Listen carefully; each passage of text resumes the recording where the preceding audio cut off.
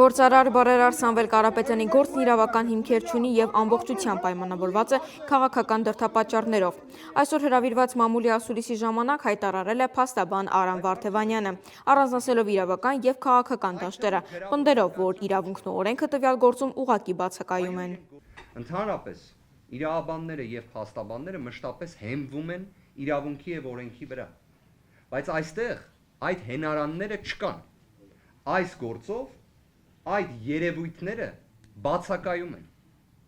Ինչն է առկա, շատ հստակ։ Առկա է քաղաքական հետապնդում, առկա է քաղաքական վրեժխնդրություն, առկա է փաստացի Հայաստանի Հանրապետությունում քաղաքական պատանդի կարգավիճակ ունեցող Սամվել Կարապետյան։ Փաստաբանի խոսքով 2025 թվականի հունիսի 17-ից, երբ դրվեց ֆեյսբուքյան արդարադատության հիմքերը, մինչ օրս Հայաստանում տապալվել են իրավական պետության հիմնարար սկզբունքները։ Վարդևանյանն ասում է, թե բարձր պաշտոն զբաղեցնող անձը պարտավոր էր ապահովել իրավունքի գերակայություն, ոչ թե իրավունքի խախտում կամ միջամտություն դատական համակարգի գործունեությանը։ Պարզապես կարելի է վերցնել քրեական դատավարության օրենսգիրքը, նշել Սամվել Կարապետյան անունը և փակել քրեական դատավարության օրենսգիրքը, որտեղ այն չի գործում։ Այն չի գործում 177 օր շարունակ։ Վերաքննիչ դատարանը նախագահությամբ տիկին Ժենյա Մելիքսեթյանի ուներ բոլոր հնարավորությունները, օրինակ, ցույց տալու, որ այս նախաբանը, որը ներկայացրեցի քիչ առաջ, իրականության հետ առնչություն չունի։ Ինչ որտեղ հեշտ խնդիր է, չէ՞։ Մենք բոլորս արեստավարժ իրավաբաններ ենք։ Եթե մենք կարողանում ենք հիմնավորել հակառակը,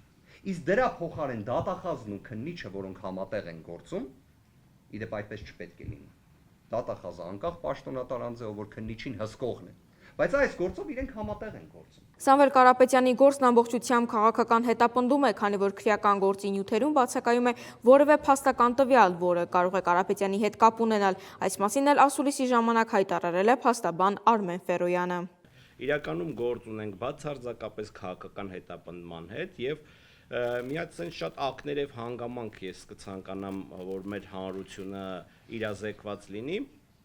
Քննչական մարմինն ի սկզբանե օրենսդրորեն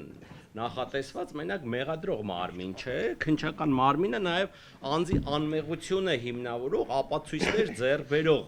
կառույց է, այսինքն քննչական մարմինը պետք է ինչպես ապացույցներ ձեռք բերի մեղավորությունը հաստատող, այնպես էլ պետք է ձեռք բերի այդ անմեղությունը հերքող ապացույցներ, այսինքն օբյեկտիվ ապացույցներ պետք է ձեռք բերի,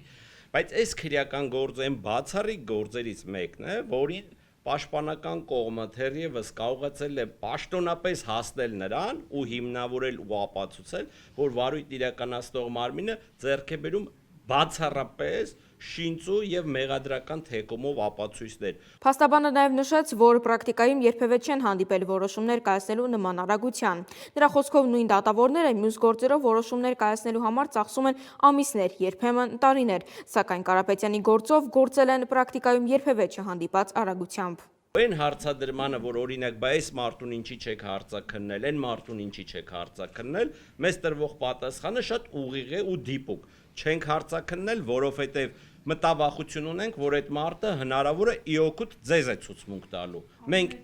Մենք ինչի անունները կտամ հենց հիմա, այդ հայտարարությունն արել է հենց քննչական խմբի ղեկավար Սպարտակ Պողոսյանը, որը ես իմ խորին համոզմամբ դա դուրս է վերջինիս լիազորությունների սահմաններից եւ նա նման կերպ քրեական գործ վարելու իրավասություն պարզապես չունի։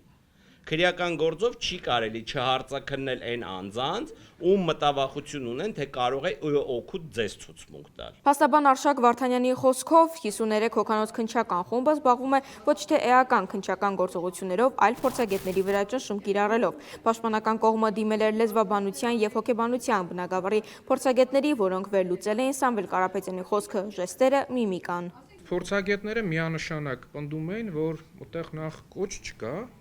առավել եւս բռնության կոչ չկա, ընդ որում այս երկու հատկանիշները պետք է պարտադիր առկա լինեն, որ կարողանային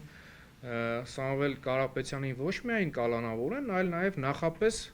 քրեական հետապնդում հարուցեն։ Փաստաբանը հայտնել է, որ 3 խուզարկություն է իրականացվել այդ լեզվաբան փորձագետներից մեկի բնակարանում, իսկ զարմանալին այն է, որ դատարանը արտոնել է նման միջնորդությունը։ Նրա խոսքով Սամվել Կարապետյանի գործով առանձնապես արդարադատություն, օբյեկտիվություն ակնկալելը դժվար է։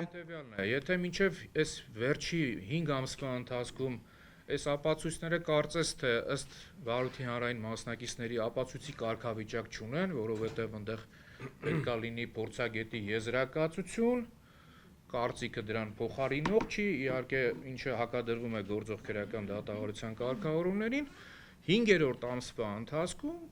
բնակարանի խուզարկություն